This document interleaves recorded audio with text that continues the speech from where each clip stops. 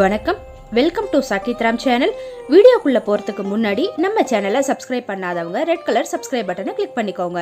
பக்கத்தில் இருக்கிற பெல் பட்டனையும் கிளிக் பண்ணிக்கோங்க.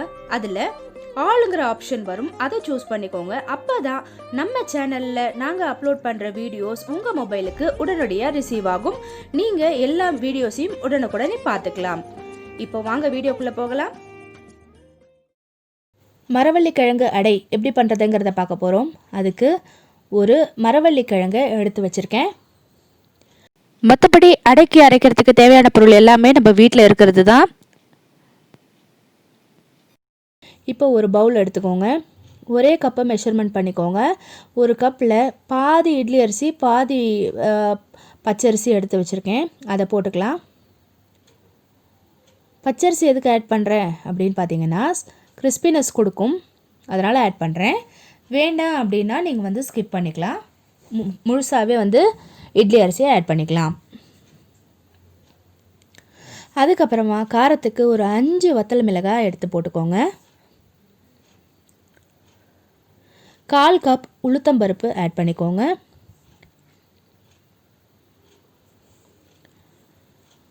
3/4 கப் கடலைப்பருப்பு ஆட் பண்ணிக்கோங்க.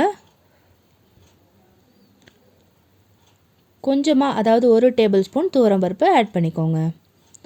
அவ்வளவுதான். இதில் தண்ணியை ஊற்றி நல்லா நம்ம வாஷ் பண்ணிக்க போகிறோம்.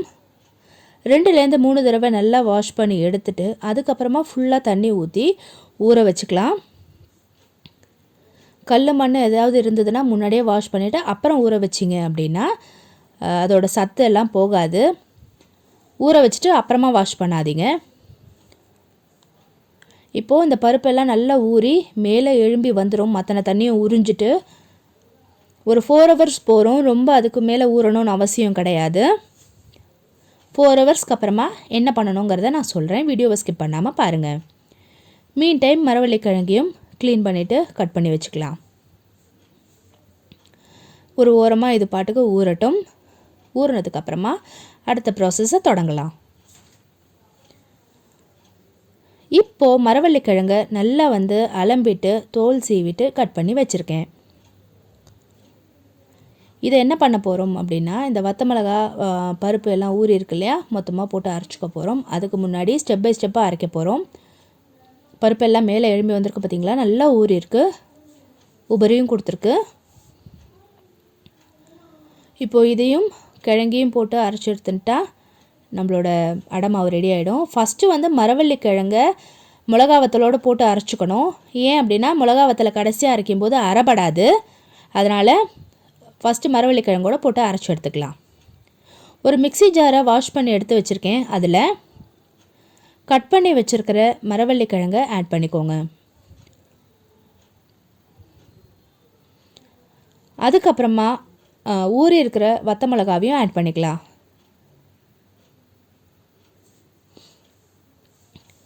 இதுக்கு அடுத்தது ஒரே ஒரு கைப்பொடி அரிசி அந்த பருப்பு இருக்கு இல்லையா, கொஞ்சமாக ஆட் பண்ணிவிட்டு இப்போது குறைன்னு மிக்சியில் போட்டு ஒரு சுத்தல் விட்டுட்டு எடுத்துக்கலாம். ரொம்ப அரைக்கணும்னு அவசியம் கிடையாது. ஜஸ்ட்டு மிளகா அரைக்கிறதுக்காக தான் அதில் ஆட் பண்ணியிருக்கோம். இப்போது இதில் கொஞ்சமாக கல்லுப்பு ஆட் பண்ணிக்கலாம்.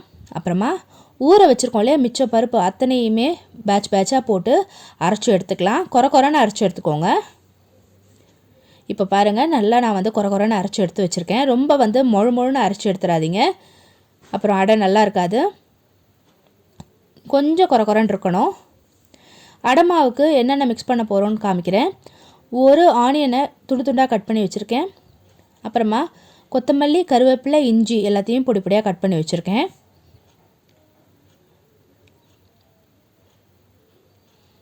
இதை ஒரு பவுலில் ட்ரான்ஸ்ஃபர் பண்ணிக்கலாம்.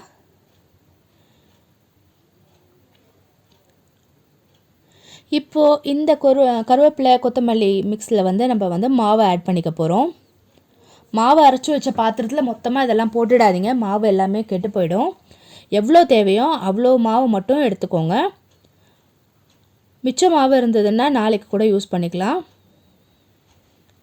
இந்த மாவை ஃபுல்லாகவே நீங்கள் வெங்காயம் கொத்தமல்லியெல்லாம் போட்டுட்டிங்கன்னா மாவு நீர்த்து போயிடும், சீக்கிரமும் கெட்டு போயிடும். எத்தனை அடை வாக்க போகிறீங்களோ அதுக்கு தகுந்த மாதிரி நீங்கள் மாவை எடுத்து இந்த வெங்காயம்லாம் போட்டுக்கலாம்.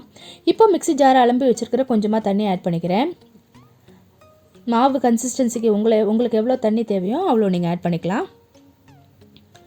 இப்போது இது 2 நிமிஷம் மூடி வச்சிடலாம். கொஞ்சம் நல்லா ஊறட்டும். அப்போ தான் இஞ்சி அந்த கருவேப்பிலை வாசனையெல்லாம் நல்லா இறங்கியிருக்கும், ஊறி இருக்கும். மாவு ரெடி ஆயாச்சு.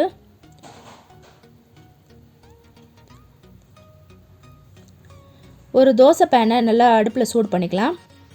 இப்போது நான் வச்சுருக்கிற கரண்டி வந்து நிறைய பேர் வந்து இதோட பேர் என்னன்னு கேட்டிங்க. இதுக்கு பேர் வந்து குருப்பி கரண்டின்னு பேர். தஞ்சாவூரில் தான் வாங்கினது.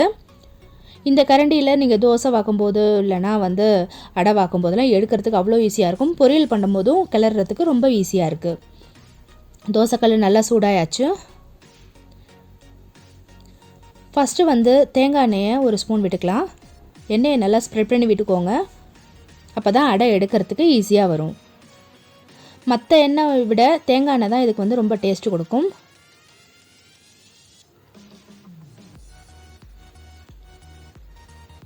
இப்போ இதில் அடையை வாத்து எடுத்துக்கலாம்.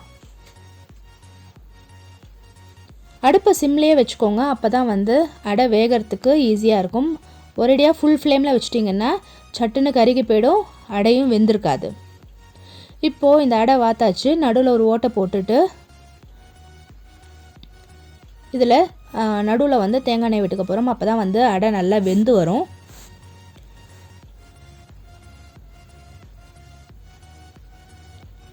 நடுவுலையும் கொஞ்சம் எண்ணெய் விட்டுக்கலாம், சுற்றியும் தேங்காய் எண்ணெய் தான் விட்டுக்கலாம்.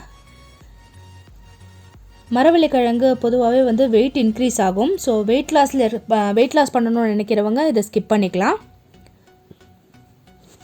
குழந்தைங்களுக்கு கொடுக்கும்போது வெயிட் நல்லாவே வந்து கெயின் ஆகும். ஃபைபர் கண்டென்ட்டும் இதில் ஜாஸ்தியாக இருக்குது. இப்போ பாருங்கள், அடை வந்து ஒரு சைடு நல்லா வெந்தாச்சு. திருப்பி போட்டுக்கலாம். நல்லா வந்து கோல்டன் எல்லோ கலரில் இருக்குது பார்த்தீங்களா. தேவைப்பட்டால் உங்களுக்கு எண்ணெய் இன்னும் கொஞ்சம் ஆட் பண்ணிக்கலாம். நான் இன்றைக்கி கம்மியாக தான் ஊற்றிருக்கேன். இந்த அடைக்கு அவியல், தொகையல், அப்புறமா வத்தக்குழம்பு, வெல்லம் இதோட வந்து காம்பினேஷனாக எடுத்து நீங்கள் சாப்பிடலாம். இன்றைக்கி நான் வந்து பீர்க்கங்காய் தொகையலோடு தான் சாப்பிட போகிறேன்.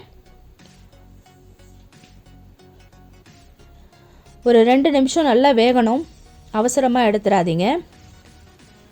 அவ்வளோதான், நம்மளோட அடை ரெடி ஆகிடுது. நல்லா வந்து ஒரு சைடு ஃபுல்லாக முறுமுறுன்னு இருக்குது பார்த்தீங்களா. அடை அப்புறம் பீர்க்கங்காய் தொகையல் வச்சுருக்கேன். அவ்வளோதான், வாங்க சாப்பிடலாம். பீர்க்கங்காய் தொகையல் வந்து ரெசிபி தேவைப்படுறவங்க கீழே டிஸ்கிரிப்ஷன் பாக்ஸில் செக் பண்ணிக்கோங்க.